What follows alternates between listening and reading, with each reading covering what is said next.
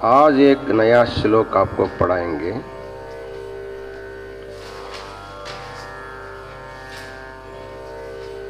सत्येन वर्धार्यते पृथ्वी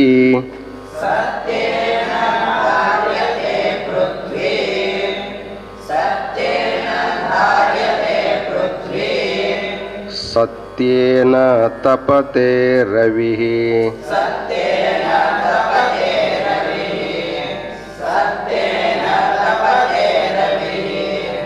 सत्येन वाति वायुश्च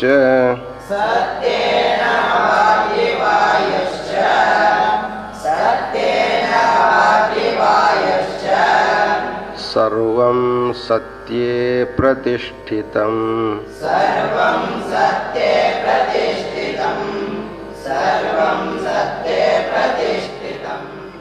सत्येन धार्यते पृथ्वी सत्येन धार्यते पृथ्वी सत्येन तपते रविः सत्येन तपते रविः सत्येन वाति वायुश्च सत्येन वाति वायुश्च सर्वं सत्ये प्रतिष्ठितम्।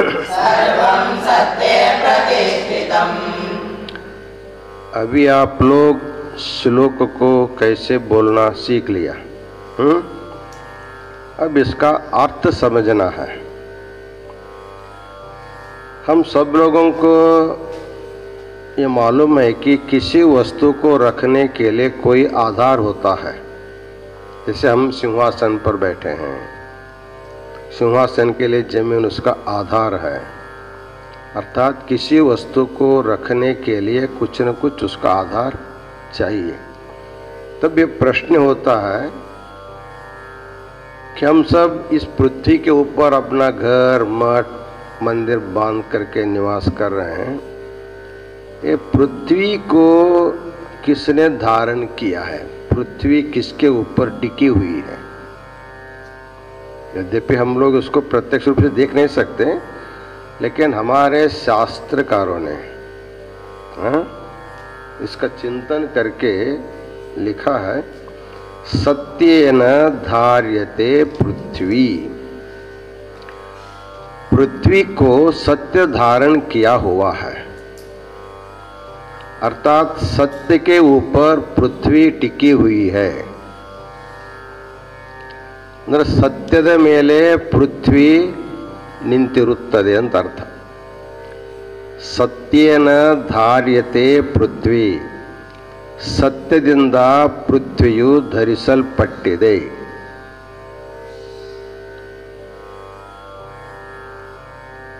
सत्य से पृथ्वी का धारण किया गया है।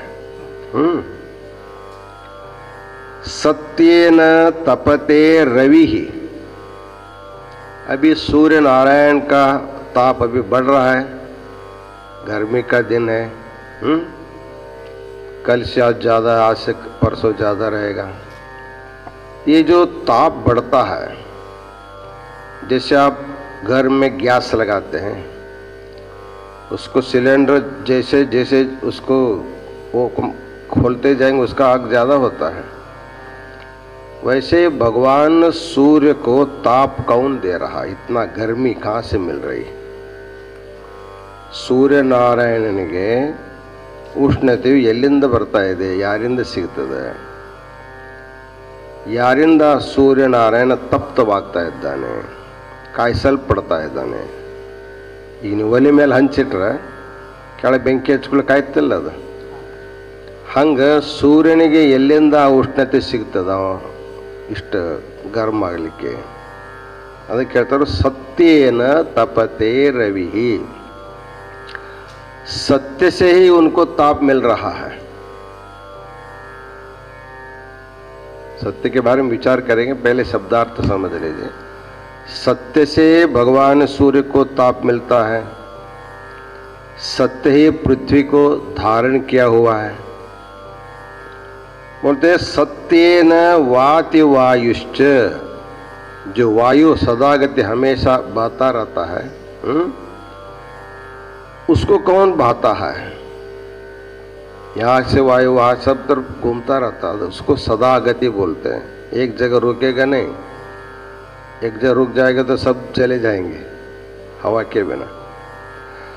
तो सत्येन वाति वायुश्च, वायु सत्येन वाति, वायु भी सत्य के द्वारा प्रवाहित होता है। ऐसे कितने गिनते बैठेंगे। एक बात बोलते हैं, सर्वम सत्ये प्रतिष्ठितम। जो कुछ भी संसार में दिखाई देता है उसका सब का आधार सत्य है। तो सत्य का अर्थ क्या होता है? सत्य ಅಂದ್ರೆ ಏನು? ಸಾಮಾನ್ಯವಾಗಿ ಸತ್ಯ ಅಂದ್ರೆ ಸತ್ಯವನ್ನು ನುಡಿಯೋದು, सत्य बोलना।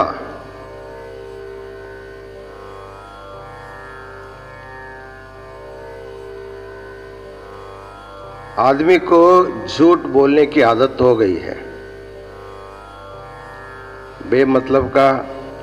माँ को भी झूठ बोलते हैं बच्चे, गुरु को शिष्य झूठ बोलते हैं। तो ये जो झूठ बोलने का जो आदत है ये गलत है।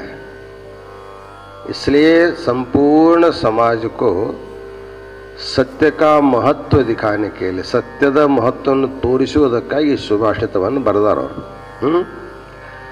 ಸತ್ಯವನ್ನು ನುಡಿಯುವುದೇ ಸ್ವರ್ಗ ಅಂತ ಶರಣರು ಹೇಳ್ತಾರೆ। ಮಿಥ್ಯೆ ನುಡಿಯುವುದೇ ನರಕ, ಸತ್ಯವನ್ನು ನುಡಿಯುವುದೇ ಸ್ವರ್ಗ। ನೀವು ಸ್ವರ್ಗದಾಗಿರ್ಬೇಕಂತಿರೋ ನರಕದಾಗಿರ್ಬೇಕಂತಿರೋ? आप स्वर्ग में रहना चाहते हैं या नरक में रहना चाहते हैं? स्वर्ग का अर्थ होता है जहां पर सुख ही सुख है, उसका नाम स्वर्ग है। जहां पर केवल सुख ही सुख मिलता है उसका नाम स्वर्ग है। जहां पर दुख ही दुख मिलता है उसका नाम नरक माना जाता है। आपको सुख चाहिए दुख चाहिए? हमेशा चाहिए, 1 घंटे के लिए चाहिए? ಯಾವಾಗಲೂ ಸುಖ ಬೇಕು ಏನು? ಒಂದು ತಾಸು ಸುಖ ಸಿಕ್ಕ ಮೇಲೆ ದುಃಖ ಸಿಕ್ಕ ನಡೀತೈತೋ? ಯಾವಾಗಲೂ सुख ಬೇಕು, हमेशा सुख चाहिए। तो आपको क्या करना पड़ेगा? सत्य बोलना पड़ेगा। बिना सत्य बोले आपको सुख नहीं मिल सकता।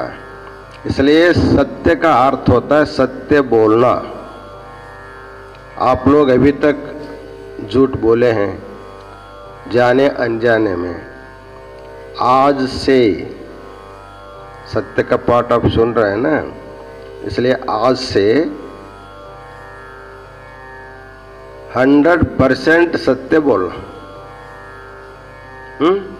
झूठ बोल करके क्या दुख भोगना तो नहीं है? आपको दुख तो नहीं चाहिए। दुख नहीं चाहिए तो आपको सत्य बोलना पड़ेगा। किसी भी परिस्थिति में सत्य बोलने से आपको सुख ही मिलता है। ಸತ್ಯಕ್ಕೆ ಸಾವಿಲ್ಲ, ಸುಳ್ಳಿಗೆ ಸುಖವಿಲ್ಲ. ಕನ್ನಡದಲ್ಲಿ ಒಂದು ಮಾತು ಬರ್ತದೆ, ಸತ್ಯ ಹೇಳಿದರೆ ಸಾವು ಬರಂಗಿಲ್ಲ, ಸುಳ್ಳು ಹೇಳಿದರೆ ಸುಖ ಸಿಗಂಗಿಲ್ಲ.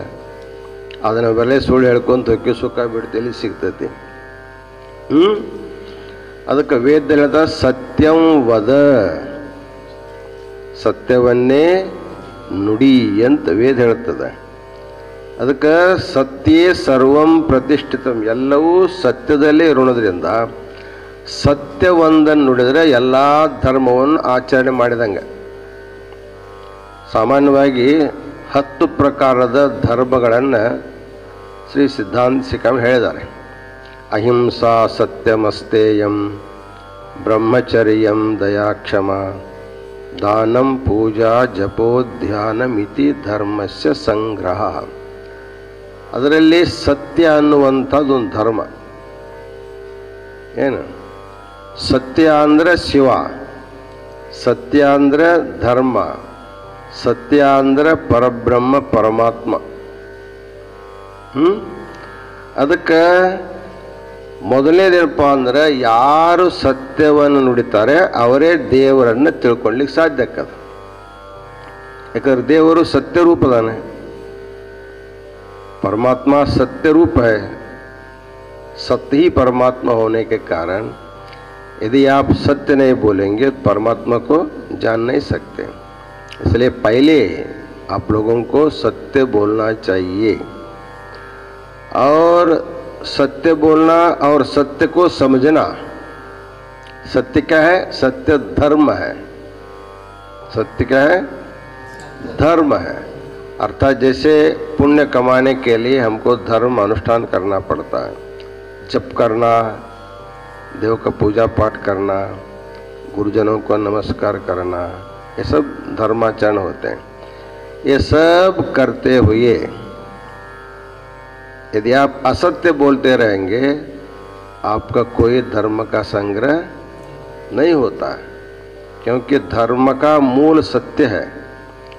सत्य बोलते हुए पूजा करो, सत्य बोलते हुए जप करो, तभी जप का फल हमको मिलता है। असत्य बोलते जप करेंगे तो जप का फल नहीं मिलता है। इसलिए सत्य का अर्थ है सत्य बोलना। ಸತ್ಯ ಮಾತಾಡುವುದೇ ಸತ್ಯ ಶಬ್ದದ ಅರ್ಥ. ಏನಾದರೂ ಮುಖ್ಯವಾದ ಅರ್ಥಪ್ಪ ಸತ್ಯ ಅಂದ್ರೆ ಸತ್ಯಂ ಶಿವಂ ಸುಂದರಂ ಅಂತ ಕರಿತೀವಿ ನಾವು. ಪರಮಾತ್ಮ ಹೆಂಗದಾನೆ?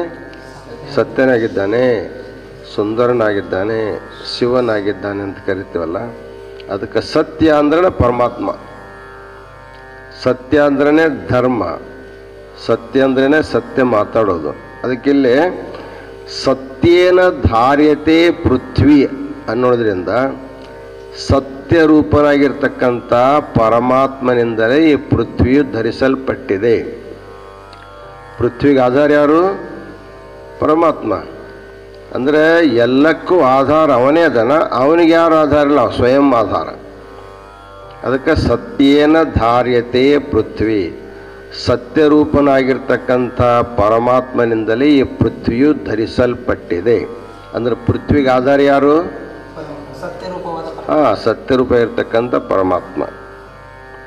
ಅಂದ್ರೆ ನಮಗೆ ಪರಮಾತ್ಮ ಕಣ್ಣಿಗೆ ಕಾಣಂಗಿಲ್ಲ. ನಾವು ಸತ್ಯ ಮಾತಾಡಿದ್ರೆ ನಮ್ಮ ನಾಲಿಗೆಯಲ್ಲೇ ಪರಮಾತ್ಮ ಇರ್ತಾನೆ.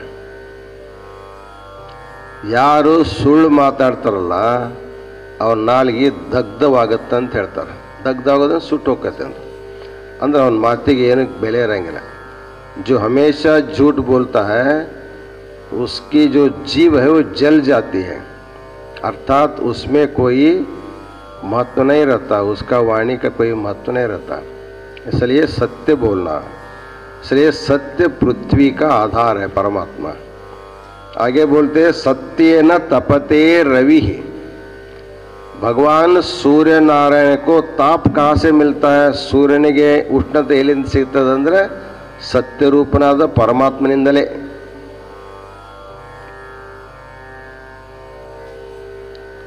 यद भाषा भासते विश्वम ಅಂತ ಹೇಳ್ತೀವಲ್ಲ, जिसके प्रकाश से सारे प्रकाश प्रकाशित होते हैं. परमात्मा के प्रकाश लेकर के भगवान सूर्य भी प्रकाश करता है. जैसे हम लोग इधर लाइट जला रहे हैं, इस लाइट के लिए पावर हाउस से जो शक्ति मिलती तभी जलते हैं, नहीं तो नहीं जलते. वैसे सूर्य नारायण को प्रकाश देने वाला सत्य रूपी परमात्मा ही है. इसलिए सत्येन तपते रवि, सत्य से ही सूर्य को गर्मी उष्णता मिलती है. सत्यದಿಂದಲೇ ಸೂರ್ಯನಿಗೆ ಉಷ್ಣತೆ ಪ್ರಾಪ್ತವಾಗ್ತದೆ. सत्येन वाति वायुश्च, वायु जो हमेशा फिरता रहता है उसको फिराने वाला भगवान परमात्मा सत्य रूपी परमात्मा ही है. इसलिए अंत में बोलते सर्वम सत्ये प्रतिष्ठितम. इस संसार में जो कुछ भी है वो सत्य के ऊपर टिका हुआ है. ಈ ಪ್ರಪಂಚದಲ್ಲಿ ಏನಿದೆ ಎಲ್ಲವೂ ಸತ್ಯವನ್ನೇ ಅವಲಂಬಿಸಿಕೊಂಡಿದೆ. ನಮ್ಮ ಬದುಕಿಗೂ ಆಧಾರ ಸತ್ಯವೇ. ಅದಕ್ಕೆ ಸತ್ಯೇ ಸರ್ವಂ ಪ್ರತಿಷ್ಠಿತಂ, ಸತ್ಯದಲ್ಲೇ ಎಲ್ಲವೂ ಪ್ರತಿಷ್ಠಿತವಾಗಿರೋದ್ರಿಂದ ನಾವೆಲ್ಲರೂ ಸತ್ಯವನ್ನೇ ಮಾತನಾಡಬೇಕು. ಅದಕ್ಕೆ ಶ್ಲೋಕ ಏನು ಹೇಳ್ತದೆ? ಸತ್ಯೇನ ಧಾರ್ಯತೆ ಪೃಥ್ವಿ, ಅಂದರೆ ಸತ್ಯದಿಂದಲೇ ಪೃಥ್ವಿಯು ಧರಿಸಲ್ಪಟ್ಟಿದೆ. ಸತ್ಯೇನ ತಪತೆ ರವಿ, ಸತ್ಯದಿಂದಲೇ ಸೂರ್ಯನು ಬೆಳಗ್ತಾ ಇದ್ದಾನೆ. ಸತ್ಯೇನ ವಾತಿ ವಾಯುಶ್ಚ, ಗಾಳಿಯೂ ಕೂಡ ಸತ್ಯದ ಸಾಮರ್ಥ್ಯದಿಂದಲೇ ಪ್ರವಹಿಸ್ತಾ ಇದೆ. ಸರ್ವಂ ಸತ್ಯೇ ಪ್ರತಿಷ್ಠಿತಂ, ಅದಕ್ಕೆ ಎಲ್ಲವೂ ಕೂಡ ಸತ್ಯವನ್ನೇ ಅವಲಂಬಿಸಿಕೊಂಡಿರೋದ್ರಿಂದ ನಾವೆಲ್ಲರೂ ಕೂಡ ಸತ್ಯವನ್ನೇ ನುಡಿಬೇಕು, ಸತ್ಯವನ್ನೇ ನಡಿಬೇಕು ಅನ್ನುವಂಥ ಮಾತನ್ನು ಇದರಿಂದ ನೀವು ತಿಳ್ಕೋಬೇಕು. ಈ ಶ್ಲೋಕವನ್ನು ಎಲ್ಲರೂ ಕೂಡಿ ಹೇಳ್ರಿ. ಸತ್ಯೇನ ಧಾರ್ಯತೆ ಪೃಥ್ವೀ, ಸತ್ಯೇನ ತಪತೆ ರವಿಃ, ಸತ್ಯೇನ ವಾತಿ ವಾಯುಶ್ಚ, ಸರ್ವಂ ಸತ್ಯೇ ಪ್ರತಿಷ್ಠಿತಂ. ಈಗ ಒಮ್ಮೆ ಎಲ್ಲ ಶ್ಲೋಕ ಹೇಳ್ರಿ, ನಿನ್ನೆ ಇವತ್ತಿನ ಕೂಡ್ಕೊಂಡು. ಕಾವ್ಯಶಾಸ್ತ್ರ ವಿನೋದೇನ ಕಾಲೋ ಗಚ್ಚತಿ ಧೀಮತಾಂ, ವ್ಯಸನೇನ ಚ ಮೂರ್ಖಾಣಾಂ ನಿದ್ರಯಾ ಕಲಹೇನ ವಾ, ಪೃಥಿವ್ಯಾಂ ತ್ರೀಣಿ ರತ್ನಾನಿ ಜಲಮನ್ನಂ ಸುಭಾಷಿತಂ, ಮೂಢೈಃ ಪಾಷಾಣಖಂಡೇಷು ರತ್ನಸೌಜ್ಞಾ ವಿಧೀಯತೆ, ಕ್ಷಣಶಃ ಕಣಶಶ್ಚೈವ ವಿದ್ಯಾಮರ್ಥಂ ಚ ಸಾಧಯೇತ್, ಕ್ಷಣೇನಷ್ಟೇ ಕುತೋ ವಿದ್ಯಾಂ ಕಣೇನಷ್ಟೇ ಕುತೋ ಧನಂ, ಸತ್ಯೇನ ಧಾರ್ಯತೆ ಪೃಥ್ವೀ, ಸತ್ಯೇನ ತಪತೆ ರವಿಃ, ಸತ್ಯೇನ ವಾತಿ ವಾಯುಶ್ಚ, ಸರ್ವಂ ಸತ್ಯೇ ಪ್ರತಿಷ್ಠಿತಂ. ಇವತ್ತಿನ ಪಾಠದ ಸಾರಾಂಶ ಏನು ಅಂದರೆ, ನಮ್ಮ ಜೀವನಕ್ಕೆ ಸತ್ಯವೇ आधारವಾಗಿರುವಂಥದ್ದು. हमारे जीवन के लिए सत्य ही आधार है, इसलिए हम झूठ मूठ का व्यवहार नहीं करना, हमेशा हमेशा सत्य बोलना. सत्य बोलने से सत्य रूपी परमात्मा आपके जीव पर सदा निवास करता है. सत्य बोलते रहेंगे तो भगवान को ढूंढते जाने की ज़रूरत नहीं है. जहाँ आप सत्य बोलते वही भगवान भी आपके सामने, आपके जीव के ऊपर रहता है. इसलिए आज का पाठ है सत्य बोलना और सत्य को जीवन में उतारने के लिए सबको प्रयत्न करना है. शांति पाठ माड.